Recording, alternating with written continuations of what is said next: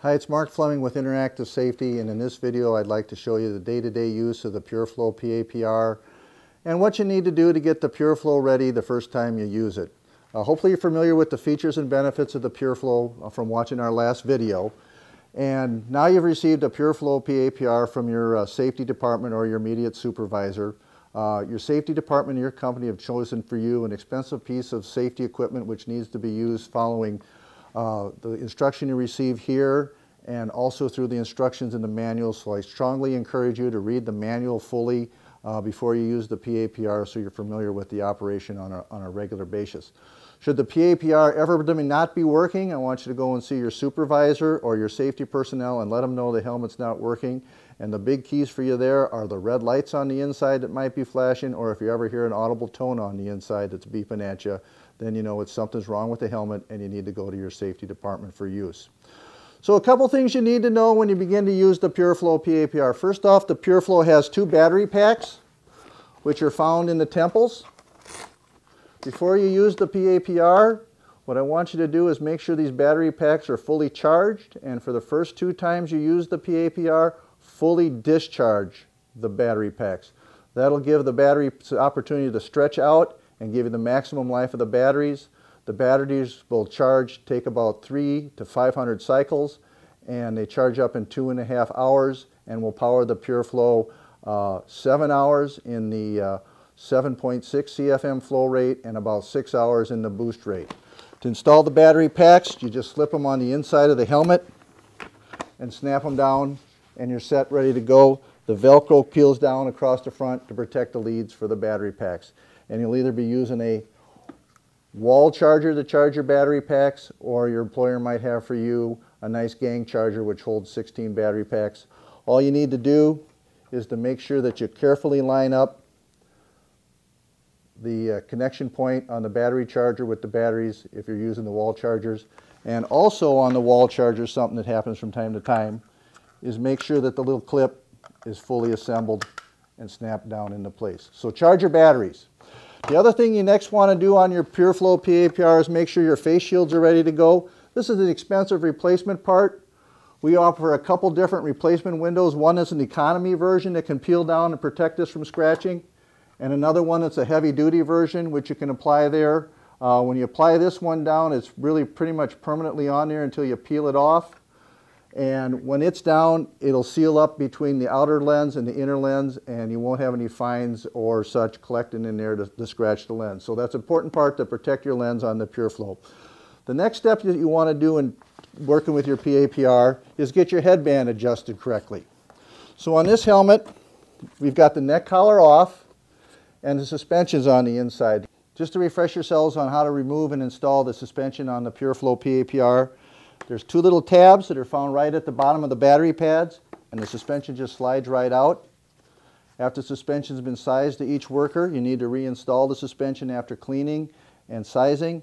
There's 2 bayonets on each suspension, and there's 2 receptacles on the suspension, and they match up with 2 bayonets on the inside of this helmet and 2 receptacles at the bottom. Note that there's 2 positions for this helmet on the inside, forward and the back for a ½ inch so that you can position the chin bar. Just about 90% of your workers are always going to wear the suspension in the back position on the headband.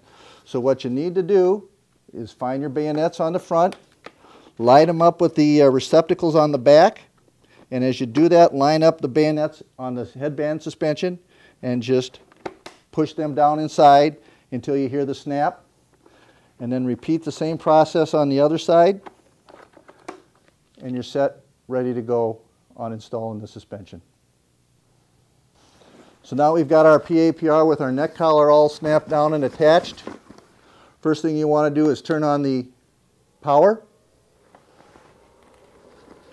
When the power comes on, you'll first see 1 green and 1 red light. Then the green light will go off, and while the PAPR is in warm-up mode, you'll see 1 red light. After about 35 to 40 seconds, green lights will appear on the chin bar. So now we see 3 green lights there. That tells you you've got a brand new filter pretty much on the PAPR. As you see green lights go out, it tells you that your PAPR's filter is becoming loaded.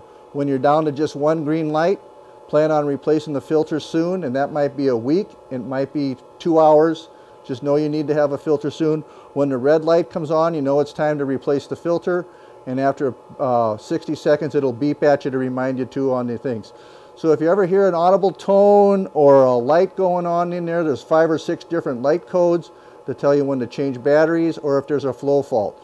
So again, if you ever hear red lights or buzzers and red lights, leave the work area and take care of your filters or your batteries, or have your PAPR looked at by your safety department. So once you've got your suspension back in your PAPR, it's up to flow rate, your filter's on. What I want you to do is a visual inspection of the whole PAPR. Make sure that all the snaps are on firmly and it's all sealed up. Make sure this neck collar isn't draped like so on the inside, but up over the top. It should not be in the way of the filter. Always inspect your filters so that you've got an equal line all the way around the top. It means your filter's on strong and firm, and all you need to do is just sort of snug them down by hand.